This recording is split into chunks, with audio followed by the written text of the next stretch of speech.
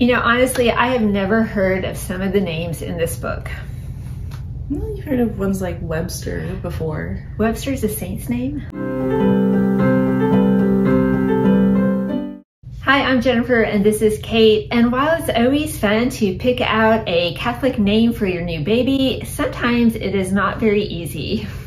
So oftentimes parents want names that are interesting or unique. And if that's you, then we've got you covered. We have tons of options right here. Recently, we had this really cool vintage book donated to our church library. It's called Is It a Saint's Name by Reverend William P. Dunn. And in this book, he suggests over 3,000 different baby names and gives different advice and information. So we thought it would just be fun to sit down and take a look through this book and see what was going on in the baby naming world back in the 1940s. So it is the year 1948, and the Right Reverend William P. Dunn has a serious problem. He is very sick of all the Catholic parents in his parish naming their children the same things. So all of the Josephs and Johns and the Marys and the Anns, you know the like. Those are all beautiful, wonderful names, don't get us wrong, but at the time he is thinking, there are so many other great saints out there, I wish their names were widely known and available. He decides to write a book himself to highlight some of these saints' names for his Catholic parents. And he says up front in the introduction that yes, some of these names are very unique. And after looking through it, we heartily agree with him. He was telling the truth.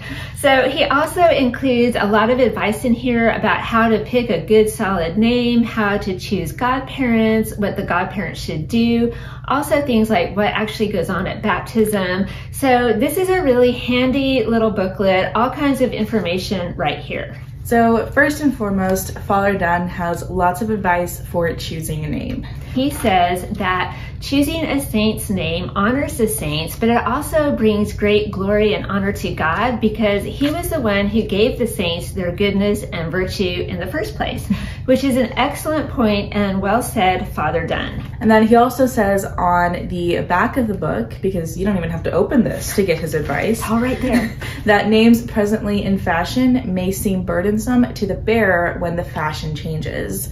So basically, name your kids very wisely. Good advice. He's also not a fan of boys being named Junior. He says, the fallen father who gives his own Christian name to his offspring and the designation Junior may be giving his son an unhappy nickname that will cling to him for life. His son may be known as Young Joe and himself as Old Joe long before he may deserve the term. And you don't want to be known as Old Joe before you're actually old. Just saying. No, don't want to go there. Don't want to go there. And then he also says to avoid celebrity names because the new bearer will always be in the shadow of the celebrity and suffer by comparison. Which is true. Yeah, good point. That's a very good point. So now we'll take a look inside the book. The saints are listed by their feast days. Although I have to say that from our research that we've done, I don't think all of these are Latin Rite saints. I think he has included saints from other Catholic rites. And then after the list of names, he has a section on baptism. And he says, again, remember, this is 1948, that it is typically the father and the sponsors who go into the church with the infant for the baptism. And then the mother is welcome there if there is room.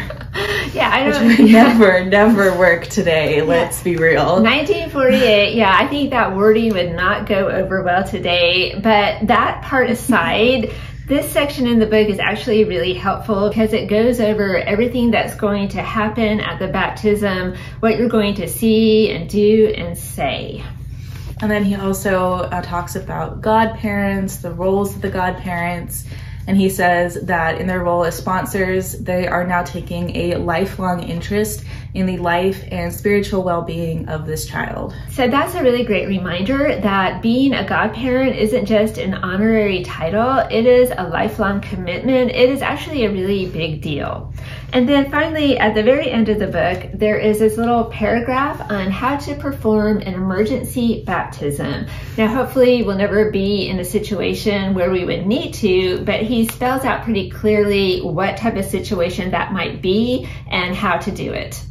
And then right next to it is like an old-timey baptismal registry, which is cool to see. And so there's a lot going on in just this little book. Good job, Father Dunn. Although I have to say, I cannot even imagine, a modern day priest sitting down and writing out a book like this. But then thinking about it, maybe they should, because I'm sure they would have a lot of good information to pass on, just like Father Dunn. All right, so now let's go ahead just for fun and take a look at some of the names we found in this book. And again, he said right up front that some of these names are unusual, and he absolutely was not kidding. So we took a look through the book and jotted down some of the names that caught our eye. Some of them are very unusual. You just don't hear them very often. At least we don't hear them around here. And just for the record, there is a Saint Webster. He was an English martyr. So the first name that we had for the girls was Archangela, feast day February 13th. And so Angel's a pretty common name, and then even Angel, but then Archangela just like brings them both together, and it's like next level. Yeah, next level for sure. Honoring the archangels, which I think is just a really cool thing. We have never known an Archangela, but maybe you have. If you have, let us know down in the comments. And then another name was Basilica, which is feast day November 29th. That is indeed a very unusual choice, but again, right up front in the foreword, Father Dunn says, readers will note the unusual number of beautiful and unfamiliar female names. So Basilica is definitely one of them. Was there a Saint Basilica? Who was she? We don't know. I tried to look it up online, but every time I put in Saint Basilica, I come up with Saint Peter's Basilica. So, okay, so imagine this. You have twins, a boy and a girl. You could have a Peter and a Basilica. Maybe not. Maybe not. Okay. Basilica's, I don't know. I don't know. Then there was also Gregoria on November 17th. Kind of a nod to all the different St. Gregories out there. Definitely an interesting name. It's very regal. Yes, very regal, very noble kind of name. But I don't know that I would ever name my kid that. It is definitely unique. Okay, so if you don't like Gregoria though, how about the name Magella in honor of Saint Gerard Magella, feast day October 16th? I think this one has a lot of possibilities. You could be Jella or Ella or even just good old Madge. You're good. You're good. Jella is a little too close to Jello. No, I like me Jella. For a nickname, but whatever. There's also Valdrada for May 5th, which I actually really like that name. I think it's a very cool name. Okay, but then what would you call your child? Valdrada? Come You here, could if Valdrada. they're in trouble, but you could use Val. It's a very timeless, very classic nickname. Okay. Okay, but then how about the name Ravenna, feast day July 23rd? That's a cool name. Now, I've noticed that the name Raven seems to be becoming a lot more popular for girls, but what about Ravenna? Because Saint Apollinaris of Ravenna was a holy Catholic bishop and martyr, so you're still getting that kind of Raven flavor, but it's a beautiful saint's name. Then there's others like Novella for April 12th, Sabella for December 18th, and then Mazota for December 23rd. And we were able to find her. She was a holy virgin who founded a monastery. And let's not forget Cana on October 8th. That's Keyna. She was a holy hermitess. I think you're probably noticing that a lot of his suggested girl names end with the letter A, and we think that's because they're probably all derived from Latin, and so you would have the A ending for a female name. So now let's look at a couple of the boys' names. And first up, there is Vigor or Vigor. We think it's French, and that's November 1st. And so Saint Vigor was a bishop, and just in general, that's a very strong name. Vigorous, right? But if you don't like that name, maybe you could go with Falco, February 20th. He was also a bishop. And I don't know if you're maybe a Star Wars fan, you know, Millennium Falcon, just stop right there. Just shorten it to Falco, right? It is a cool name, but I just don't know if it would swing nowadays. You know, Costco meets Falcon and Falco. Not everyone could pull it off, but it's unique. That's for sure. And then there's other names like Brinston for November 4th. He was a Benedictine bishop, and really, if you want some like cool Catholic names, just look at the ye old bishops because they've got them all. Bishops are not going to let you down. There are names like Durden from September 5th, and then Saint Edenfeld, May 21st. I mean, really, there are not going to be two Durdens in your son's preschool class. And then there are others like Lanfranc on June 23rd and Swithin on July 15th. Lanfranc could be Frankie. That's cute. Yeah. They're both really cool names. Like Swithin could go down to Swith, which has a really interesting ring to it. That is cool. A super cool nickname. Yeah. Swith. He was a bishop, and whatever the weather is on his feast day is supposed to continue for 40 days after.